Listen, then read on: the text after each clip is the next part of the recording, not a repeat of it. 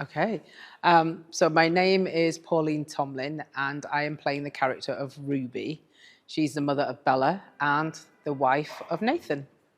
Well, when I first saw this, it came through my agent, and I was just like, love it. I've done a lot of Black History studies myself, and the extract that I was given was the speech where I'm talking about cornrows and the significance of the cowries and how the slaves had used them to create, their cornrows to create maps and all that kind of stuff. And that's just stuff that thrills me. I've always been a bit of a history buff, even when I was at school.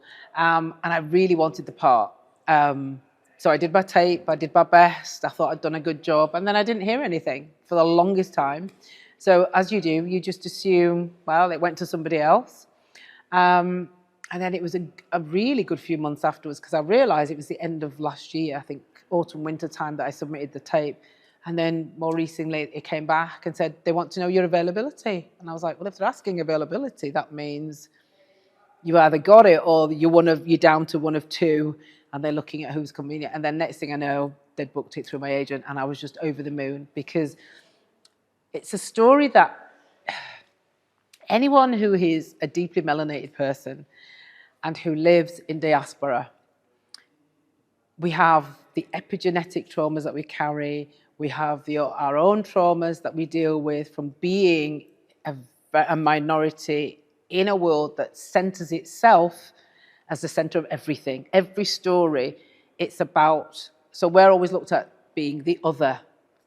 And so someone's personality, the depth, the humanity of someone, the kind of whole essence of someone is very much tied up with what they look like, their culture, what they eat, the energy of how they walk, how they express and talk within their kind of cultural groups, within their family unit. And all of these things help make a person who they are. And if all of that is decried, especially things like your hair or your skin, things that you cannot change, things that they're just intrinsic to who you are, the very essence of who you are. If they are decried and seen as negative and picked at and pulled apart, then it pulls you apart as a being, as a person.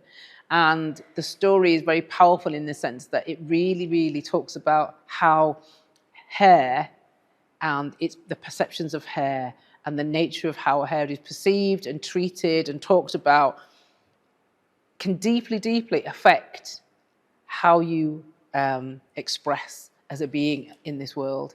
And we've all experienced it. I know I've experienced it. To this day, people will come up and see me almost like some kind of a toy or some kind of curiosity, and want to touch everything about you, whether it be my skin or, oh, that's not, oh, it's soft, isn't it? It's not, I thought it was wiry. And you're just like, what? Like, one, who gave you permission to do this to me? You're invading my personal space. You're invading the essence of who I am. And you think you have the right to do that? You wouldn't do that to another person who was not a melanated person. And so it really speaks to all of that. And I think anyone in the community will be able to resonate with it, male or female, old or young, light skinned, in between, dark skinned. All of us will be able to resonate with the kind of themes, the concepts and the ideas. And because I've had very profound and sometimes quite upsetting personal experience of these kinds of things, it was a story that I really wanted to be a part of telling.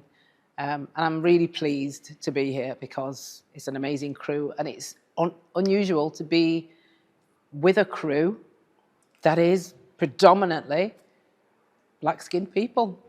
Yeah, and there's a different vibe and there's a different energy, and there's less of that holding that goes on, and you can just relax in yourself, you know what I mean? Even the fact that you got ackee and rice and peas for lunch, come on now. Do you know what I mean? So yeah, it really makes you feel like you can just settle into yourself and be yourself. And when you're in that space, it makes you realize that how when you're out of that space, how much holding does go on.